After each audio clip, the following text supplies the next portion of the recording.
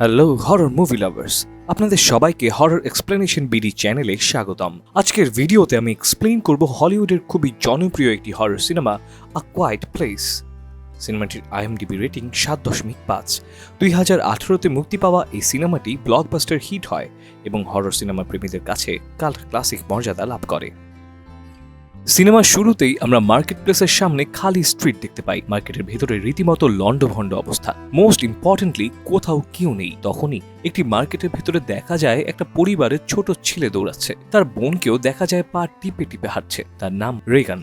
সে কানে শুনতে পায় না। কিছুক্ষণ পরে তাদের মা ইভিলিন সেখানে আসে। মেডিসিন কর্নার থেকে একটি মেডিসিন নিয়ে তার ছেলেকে দেয়। তখন সেই দুরন্ত ছোট ছেলেটি টয় সেকশন থেকে একটি খেলনা বের করতে থাকে। খেলনাটি তার হাত ফসকে নিচে পড়ে যেতে নেয়। পাশে থেকে রেগান এসে খেলনাটি ধরে ফেলে যেন নিচে পড়ে কোনো শব্দ না হয়। এরপর তারা পাশের স্টোরে তার বাবা লির কাছে যায়। সে তাদেরকে ইশারা করে বোঝায়, তোমাদের মাকে নিয়ে আসো। তারা শব্দ করে কথা বলে না, কারণ যে কোনো শব্দ হলেই তাদের জীবন ঝুঁকিতে পড়ে যাবে অদ্ভুত এক ক্রিয়েচারের কারণে। লি তার ব্যাগে ক্যামেরা সহ আরো কিছু জিনিস নিয়ে নেয়। কিছুক্ষণের মধ্যে ইভিলিনও সেখানে চলে আসে বড় ছেলে মার্কাসকে সাথে নিয়ে। সে ইশারায় বলে, জলদি চলো, অন্ধকার হয়ে যাবে। তাদের ছোট ছেলেও সেখানে আসে। তাদের সবার অ্যাটেনশন সেখানে চলে যায়। লি তার হাত থেকে খেলনা প্লেনটি নেয় এবং ব্যাটারিটি বের করে দেয় যেন অ্যাক্সিডেন্টলি সেটি চালু হয়ে গিয়ে শব্দ না তৈরি হয়। এরপর তারা মার্কেট থেকে বের হয়। যাওয়ার সময় ছোট ছেলেটি লুকিয়ে সেই ব্যাটারিগুলো সাথে করে নিয়ে নেয়। তারা সকলে খালি পায়ে ধীরে ধীরে জঙ্গল হয়ে তাদের ঘরের দিকে যেতে থাকে। ছোট ছেলেটি ছিল সবার পেছনে। জঙ্গলের মাঝের একটি ব্রিজের সামনে তারা হঠাৎ পেছন থেকে খেলনা প্লেনের শব্দ শুনতে পায়। তারা বুঝতে পারে পিচ্চি ঝামেলা বাঁধিয়ে ফেলেছে। এখন তাদের সানডে মানডে ক্লোজ হতে যাচ্ছে। লি দ্রুত দৌড়ে যায় তার ছেলেকে বাঁচাতে, কিন্তু সে ওই পর্যন্ত পৌঁছানোর আগেই সেই ক্রিয়েচার এসে পিচ্চিকে মেরে ফেলে। পরের দৃশ্যে আমরা দেখতে পাই তাদের সাইলেন্ট লাইফের 472 নম্বর দিন। রেগান এক জায়গায় শুয়ে আছে। চোখ খুলে দেখতে পায় সে একটি ক্ষেতের ভেতরে। সেখান থেকে উঠে সে তার মায়ের সাথে ঘরের ভেতরে আসতে থাকে। লি সিসিটিভি ক্যামেরায় তাদের উপরে নজরদারি রাখছিল। পাশেই হোয়াইট বোর্ডে বিভিন্ন রকমের সার্ভাইভাল প্ল্যান দেখা যায়। এছাড়াও সেই ক্রিয়েচারটির বিভিন্ন বৈশিষ্ট্য ও সম্পূর্ণ এরিয়াতে তাদের কনফার্ম সংখ্যাও লেখা আছে সেখানে। লি বাইরের দুনিয়ার সাথে রেডিও ফ্রিকোয়েন্সির মাধ্যমে কন্ট্যাক্ট করার ট্রাই করে, কিন্তু এখনো পর্যন্ত সফলতার মুখ দেখতে পায়নি সে। লি ঘর থেকে বাইরে এসে দেখতে পায় তার বড় ছেলে একটি গাড়ির স্টিয়ারিং ঘোরাচ্ছিল। বাবাকে দেখে সে ভেতরে তার মায়ের কাছে চলে যায়। তার মা শব্দহীন পদ্ধতিতে রান্না করছিল।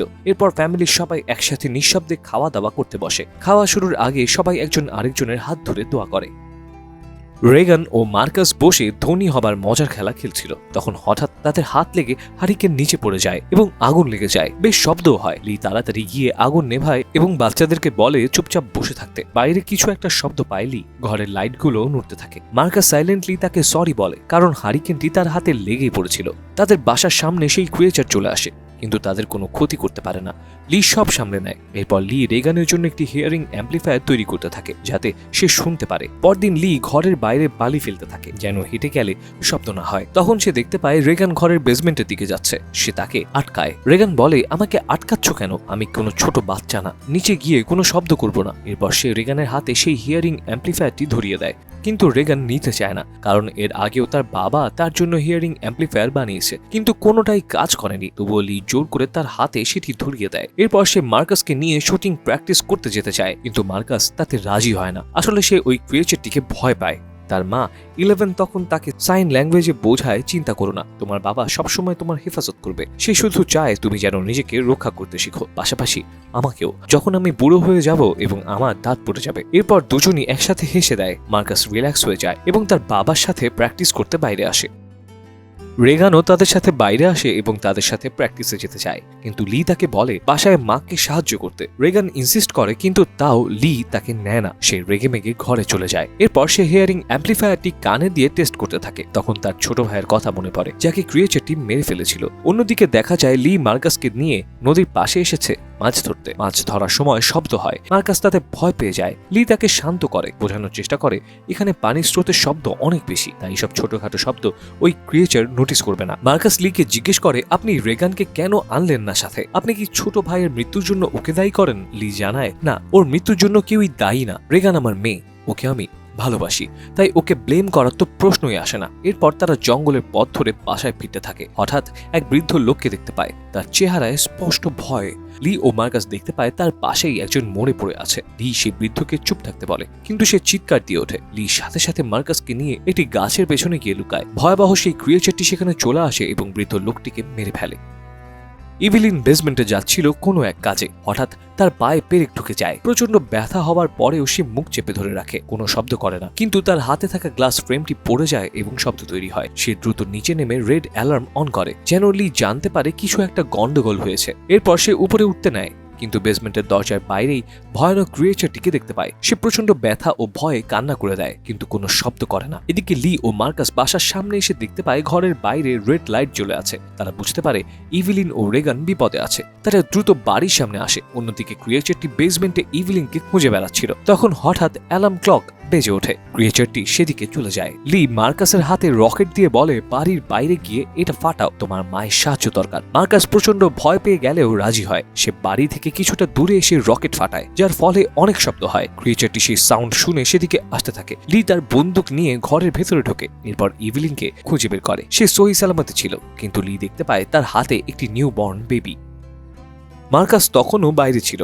সে ভয় পেয়ে ক্ষেতের ভেতর দিয়ে দৌড়াতে থাকে। তার মনে হতে থাকে তার পেছনে সেই ক্রিয়েচারটি আছে। রেগান তখন সেখানে চলে আসে। সে মার্কাসের টর্চটি মাটিতে পড়ে থাকতে দেখে। রেগানের পেছনে ক্রিয়েচারটি এসে দাঁড়ায়। রেগান অ্যাম্প্লিফায়ারের মাধ্যমে শব্দ শোনার চেষ্টা করে, কিন্তু পারে না। ক্রিয়েচারটিও শব্দ শোনার চেষ্টায় ব্যর্থ হয়ে সেখানে চলে যায়। রেগান টর্চটি তুলতে যায়, তখন কেউ একজন তার হাত ধরে ফেলে। সে ভয় পেয়ে যায়, কিন্তু পরক্ষণে সে দেখতে পায় সেটি আসলে মার্কাস। দুই ভাই বোন একে অপরকে জড়িয়ে ধরে। ইভিলিন এখন কিছুটা সুস্থ। নিউবর্ন বেবিকে অক্সিজেন মাস্ক লাগিয়ে দিয়ে একটি সাউন্ড প্রুফ বক্সের মধ্যে রেখে দেওয়া হয়। ইভিলিন মার্কাসের ব্যাপারে জিজ্ঞেস করে। লি জানায় যেখানে রকেট ফাটানো হয়েছে ও সেখানেই আছে। লি রেগানের ব্যাপারে জিজ্ঞেস করলে ইভিলিন জানায় ও বুদ্ধিমতী মেয়ে, ও ঠিকঠাকই থাকার কথা। ইভিলিন লিকে প্রমিস করতে বলে যে সে তার বাচ্চাদের হেফাজত করবে। লি মার্কাস ঠিকঠাক আছে কিনা দেখতে বাইরে আসে। ইভিলিন তখন ঘরে একা। হঠাৎ পানির পাইপ খুলে যায় এবং পানিতে ঘর ভেসে যেতে থাকে।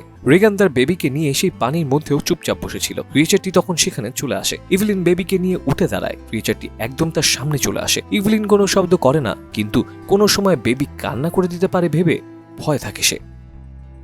রেগান ও মার্কাস ক্ষেতের মাঝখানে উঁচু একটা জায়গায় আগুন ধরিয়ে বসে থাকে, যেন তাদের বাবা দেখতে পায়। কিন্তু অনেকক্ষণ পরেও লি না আসায় রেগান মার্কাসকে বলে, চলো আমরা নিজেরাই চলে যাই। মার্কাস তাকে মানা করে। সে মুভ করার সময় হঠাৎ নিচে কর্ন স্টকের ভেতরে পড়ে যায়। তখন একটি শব্দ তৈরি হয়। সেই ক্রিয়েচারটির অ্যাটেনশন তখন ইভিলিনের ওই দিক থেকে বদলে এদিকে চলে আসে। এদিকে মার্কাসকে কর্নের ভেতরে হাবুডুবু খেতে দেখে রেগানও লাফ দিয়ে সেখানে পড়ে যায়, কিন্তু সে একদম কর্নের ভেতরে ডুবেই যায়। মার্কাস কোনো মতে উঠে রেগানকেও হাত ধরে টেনে উপরে উঠায়। তখন হঠাৎ সেই ক্রিয়েচারটি তাদের সামনে চলে আসে। তখন তারা গার্ড হিসেবে হ্যাজ ডোর ধরে নিঃশব্দে শুয়ে থাকে, যার কারণে ক্রিয়েচারটি তাদের শব্দ ডিটেক্ট করতে না পেরে সেখান থেকে চলে যায়। এরপর লি তার ছেলে মেয়েকে পেয়ে জড়িয়ে ধরে, কিন্তু তখন হঠাৎ আবার সেই ক্রিয়েচারটির শব্দ শুনতে পায়। সে রেগান ও মার্কাসকে পিক আপের পেছনে গিয়ে বসতে বলে। এরপর সে কুড়াল হাতে নিয়ে সেই ক্রিয়েচারটির উপরে অ্যাটাক করে। উল্টো ক্রিয়েচারটি তাকে ধরে আছড়ে ফেলে দেয়। তা দেখে মার্কাস পিক আপ থেকে বের হয়ে ড্যাড বলে চিৎকার করে। রেগান জোর করে তাকে দিয়ে আবারও পিক আপের ভেতরে চলে যায়। ক্রিয়েচারটি তখন পিক আপের দিকে চলে আসে এবং উইন্ডো গ্লাস ভেঙে ফেলে। আহত লি তখন উঠে দাঁড়ায় এবং রেগানের দিকে ইশারা করে বোঝায় বাবা তোমাকে ভালোবাসে। এরপর সে জোরে চিৎকার করে।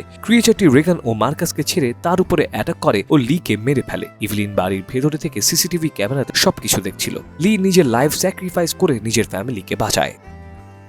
পরদিন সকালে ইভিলিন বাইরে গিয়ে তার ছেলে ও মেয়েকে ঘরের ভেতরে নিয়ে আসে। এরপর দেখা যায় রেগান তার বাবা যেখানে মারা গিয়েছিল সেখানে দাঁড়িয়ে ইমোশনাল হয়ে যায়। সে ঘরে এসে কান্না করতে থাকে। ইভিলিনও তার সাথে কান্না করতে থাকে। হঠাৎ ল্যাম্প নড়তে থাকে। তখন তারা দেখতে পায় ক্রিয়েচারটি তাদের সামনে এসে দাঁড়িয়েছে। ইভিলিন বন্দুক হাতে দাঁড়ায়, কিন্তু কোনো শব্দ করে না। তখন রেডিওতে শব্দ হয় এবং ক্রিয়েচারটি রেডিওগুলোকে ভেঙে তছনছ করে ফেলে। হুট করে রেগানের ইয়ার অ্যাম্প্লিফায়ারের শব্দ হয়। তারা দেখতে পায় ক্রিয়েচারটি কেমন যেন করছে। তার নজর বাবার হোয়াইট বোর্ডের দিকে যায়।